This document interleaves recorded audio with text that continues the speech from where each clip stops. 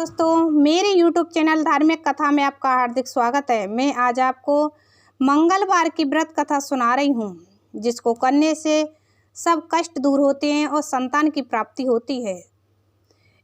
व्यास जी ने कहा, एक बार नैमिषारण्य तीर्थ में 80,000 मुनि एकत्र होकर प्राणों के ज्ञाता श्री सूत जी से कहने लगे, हे महामुने, आपने हमें अनेक प्राणों की कथाएं सुनाई हैं। अब कृपा करके हमें ऐसा व्रत और कथा बताएं जिसके करने से संतान की प्राप्ति हो तथा मनुष्यों के रोग, शोक, अग्नि, सर्व दुख आदि का भय दूर हो, क्योंकि कलयुग में सभी जीवों की आयु बहुत कम है।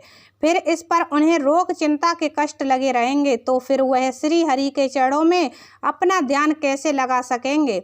श्री सूत जी बोले, हे मुनियों, आपने लोक कल्याण के लिए बहुत ही उत्तम बात पूछी है। एक बार युधिष्ठिर ने भगवान श्री कृष्ण से लोक कल्याण के लिए यही प्रश्न किया था। भगवान श्री कृष्ण और युधिष्ठिर का संवाद तुम्हारे सामने कहता हूँ, ध्यान देकर सुनो।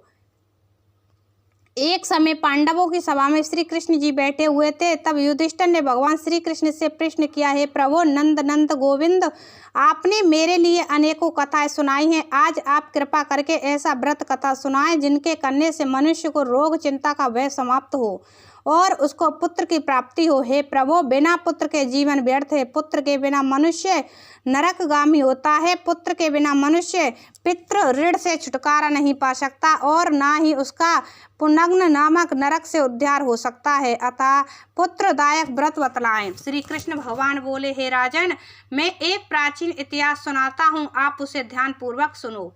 कुंडलपुर नामक एक नगर था। उसमें नंदा नाम का एक ब्राह्मण रहता था। भगवान की कृपा से उसके पास सब कुछ था, फिर भी वह दुखी था। इसका कारण यह था कि ब्राह्मण की स्त्री सुनंदा के कोई संतान ना थी। सुनंदा प्रतिव्रता थी, भक्ति पूर्वक श्री हनुमान जी की आराधना करती थी। मंगलवार के दिन व्रत करके अंत में भोजन बनाकर हनुमान जी का भोग लगाने के बाद स्वयं भोजन करती थी। एक बार मंगलवार के दिन ब्राह्मणी गृह कार्य की अधिकता के कारण हनुमान जी को भोग न लगा सकी, तो इस पर उसे बहुत दुख हुआ। उसने कुछ भी नहीं खाया और अपने मन में प्रण किया कि अब तो अगले मंगलवार को ही हनुमान जी का भोग लगाकर अन्य जल ग्रहण करूंगी। ब्राह्मणी सुनंदा प्रतिदिन भोजन बनाती, श्रद्धा पूर्वक पति को खिलाती, परंतु स्वयं भोजन नहीं करती और मन ही मन श्री हनुमान जी की आराधना करती थी। इसी प्रकार 6 दिन गुजर गए और ब्राह्मणी सुनंदा अपने निश्चय के भूखी प्यासी निराहार रही। अगले मंगलवार को ब्राह्मणी सुनंदा प्रातःकाल ही बेहोश होकर गिर पड़ी। ब्राह्मणी सुनंदा की इस असीम भक्ति के प्रभाव से श्री हनुमान जी बहुत प्रसन्न हुए और प्रकट होकर बोले, सुनंदा, मैं तेरी भक्ति से बहुत प्रसन्न हूँ, तू उठ और वर मांग। सुनंदा अपने आराध्य देव श्री हनुमान जी को देखकर आनंद की अधिकता से विहल हो श्री हनुमान जी के चरणों में गिरकर बोली, है प्रभु, मेरी कोई संतान नहीं है, कृपा करके मुझे संतान प्राप्ति का आशीर्वाद दें, आपकी अति कृपा होगी। श्री महावीर जी बोले, तेरी इच्छा पूर्ण होगी, तेरे एक कन्या पैदा होगी, उसके अष्टांग प्रतिदिन सोना दिया करेंगे। इस प्रकार कहकर श्री महावीर जी अंतर्ध्यान हो गए। ब्राह्मणी सुनंदा बहुत हर्षित हुई और सभी समाचार अपने पति से कहा। ब्राह्मण देव कन्या का वरदान सुनकर कुछ दुखी हुए, परंतु सोना मिलने की बात सुनी तो बहुत प्रसन्न हुए।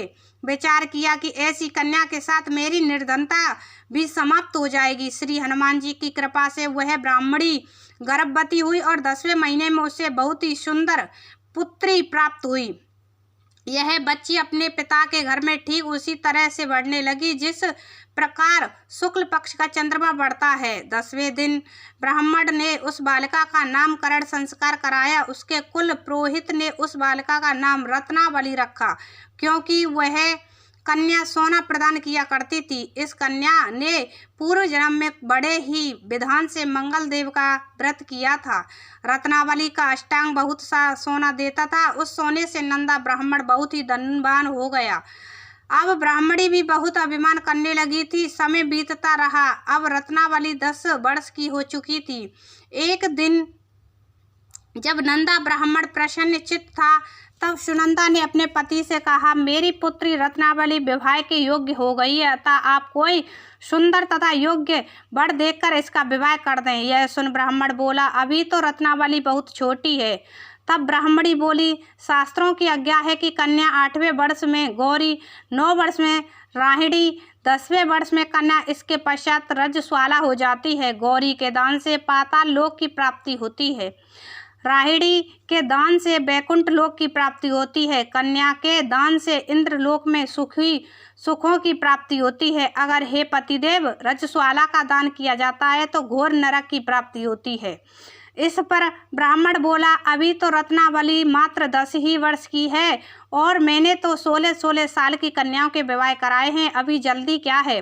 तब ब्राह्मणी सुनंदा बोली, आपको तो लोभ अधिक हो गया है।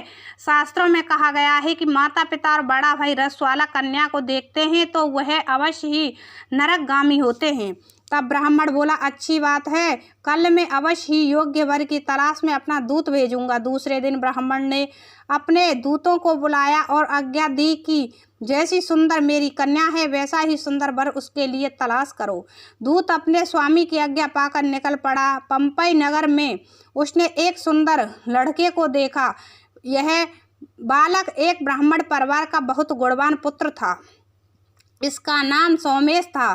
दूत ने उस सुंदर व गुणवान ब्राह्मण पुत्र के बारे में अपने स्वामी को पूर्ण विवरण दिया।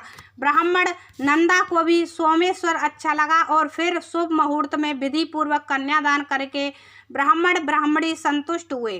परंतु ब्राह्मण के मन तो लोभ समाया हुआ था। उसने कन्यादान तो कर दिया था पर वह बहुत खिन्न भी था। उसने विचार किया कि रत्नावली तो अब चली जाएगी और मुझे इससे जो सोना मिलता था वह अब मिलेगा नहीं। मेरे पास जो धन था कुछ तो इसके विवाह में खर्च हो जाएगा और शेष बचा है वह भी कुछ दिनों पश्चात समाप्त हो जाएगा। मैंने तो इसका विवाह करके बहुत ही बड़ी भूल कर दी है। अब कोई ऐसा उपाय हो कि रत्नावली मेरे घर में ही बनी रहे, अपनी ससुराल ना जाए। लोभ रूपी राक्षस ब्राह्मण के मस्तिष्क पर छाता सा छा रहा था। रात भर अपनी सैया पर बेचैनी से करवटें बदलते बदलते उसने एक बहुत ही क्रूर निर्णय लिया। उसने विचार किया कि जब रत्नावली को लेकर उसका पति सोमेश्वर अपने घर के लिए जाएगा तो वह मार्ग में छिपकर सोमेश का वध कर देगा और अपनी लड़की को अपने घर ले आएगा, जिससे नियमित रूप से उसे सोना भी मिलता रहेगा और समाज का कोई मनुष्य उसे दोष भी नहीं दे सकेगा। प्रातःकाल हुआ तो नंदा और सुनंदा ने अपने जमाई तथा लड़की को बहुत सारा धन देकर विदा किया। सोमेश्वर अपनी पत्नी रत्नावली को लेकर ससुराल से अपने घर की तरफ चल दिया। ब्राह्मण नंदा महालोभ के वशीभूत हो अपनी मति खो चुका था। पाप पुण्य को उसे विचार न रहा था। अपने भयंकर व क्रूर निर्णय को कार्य रूप देने के लिए उसने अपने दूत को मार्ग में अपने जमाई का वध करने के लिए भेज दिया था, ताकि रत्नावली से प्राप्त होने वाला सोना उसे हमेशा मिलता रहे और वो कभी निर्धन ना हो। ब्राह्मण के दूत ने अपने स्वामी की आज्ञा का पालन करते हुए उसके जमाई सोमेश्वर का मार्ग में ही वध कर दिया। समाचार प्राप्त कर ब्राह्मण नंदा मार्ग में पहुंचा और रुदन करती अपनी पुत्री रत्नावली से बोला, हे पुत्री, मार्ग में लुटेरों ने तेरे पति का वध कर दिया था।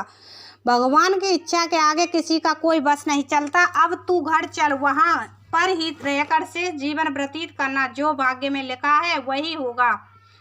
अपने पति की अकाल मृत्यु से रत्नावली बहुत दुखी हुई। करुण क्रोधन कर रुदन करते हुए अपने पिता से बोली, हे पिताजी, इस संसार में जिस स्त्री का पति नहीं है उसका जीना व्यर्थ है। मैं अपने पति के साथ ही अपने शरीर को जला दूंगी और सती होकर अपने इस जन्म को माता पिता के नाम तथा सास ससुर के यश को सार्थक करूंगी। ब्राह्मण नंदा अपनी पुत्री रत्नावली के वचनों को सुनकर बहुत दुखी हुआ।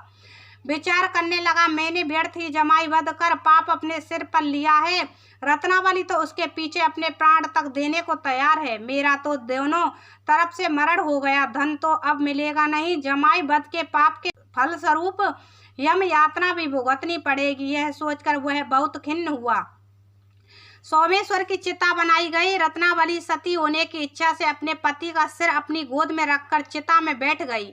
जैसे ही सोमेश्वर की चिता को अग्नि लगाई गई वैसे ही प्रसन्न हो मंगल देव वहां प्रकट हुए और बोले, हे रत्नावली, मैं तेरे पति भक्ति से बहुत प्रसन्न हूँ, तू वर मांग। रत्नावली ने अपने पति का जीवन दान मांगा।